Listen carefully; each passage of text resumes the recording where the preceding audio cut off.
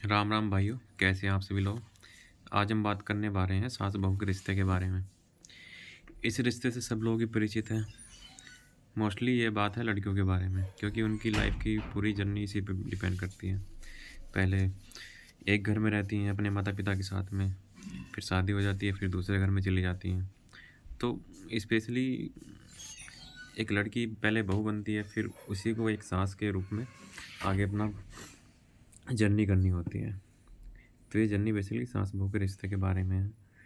तो हम इसकी आज क्यों बातें कर रहे हैं। आज मैंने यूट्यूब पर अपना एनालिस्ट जो चैनल बनाया हुआ है, तो वाइट स्टूडियो में जा कर के मैंने देखा कि मुझे आगे कौन सी वीडियो बनानी चाहिए।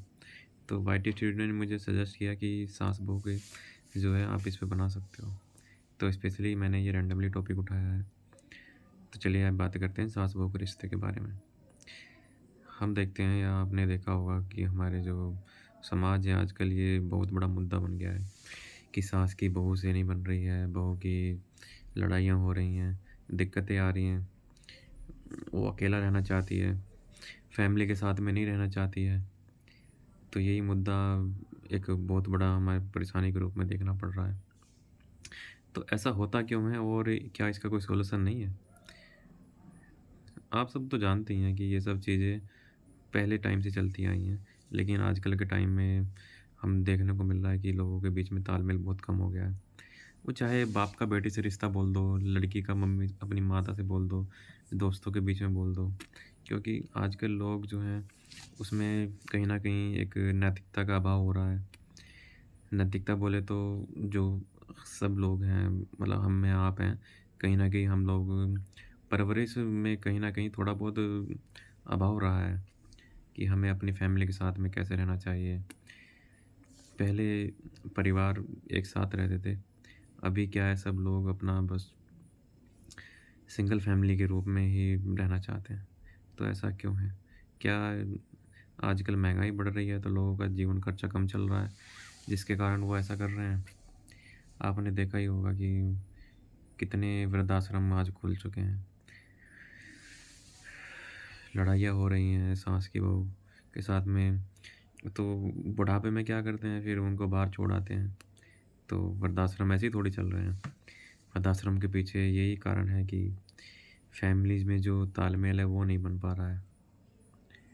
तो इसका सॉल्यूशन नहीं है क्या कोई?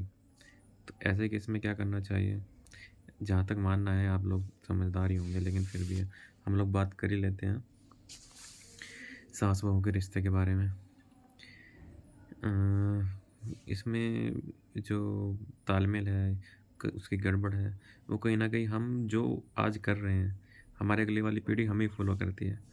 हम अपने माता पिता के साथ में कैसे रह रहे हैं, हम उनको क्या शिक्षा दे रहे हैं, कैसी उनके हमने बचपन से ही जो हमारे बच्चे हैं, जो हम भी छोटे रहे हैं तो हमारे माँ बाप ने हमारा कैसे हमें ग्रो अप किया है, क्या शिक्षाएं दी हैं, क्या संस्कार रहे हैं, हमने क्या चीज़ें देखी हैं, क्या हमारे जो हम फैमिली में रहते थे छोटे छोटे, तो हमें क्या सिखाया गया है।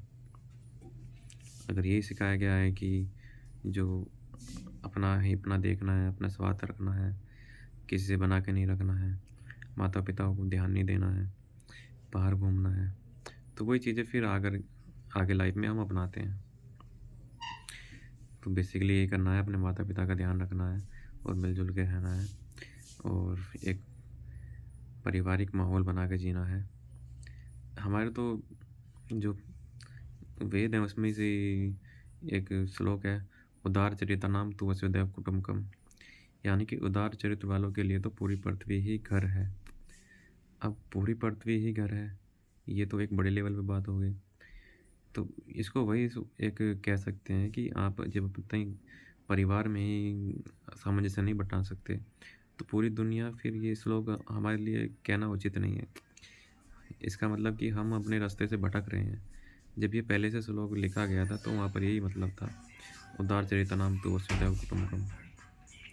तो कहीं ना कहीं हमें कमी देखने को मिल रही है, जिसके कारण या वो संस्कार कह लो या नैतिकता कह लो या परवरिश कह लो, क्या हम सिखा रहे हैं, क्या हम शिक्षाएं दे रहे हैं, तो हमें अपने आने वाले जो पीढ़ियां हैं, जो बड़े लोग हैं, उनको ये जिम्मेदारी उठानी है।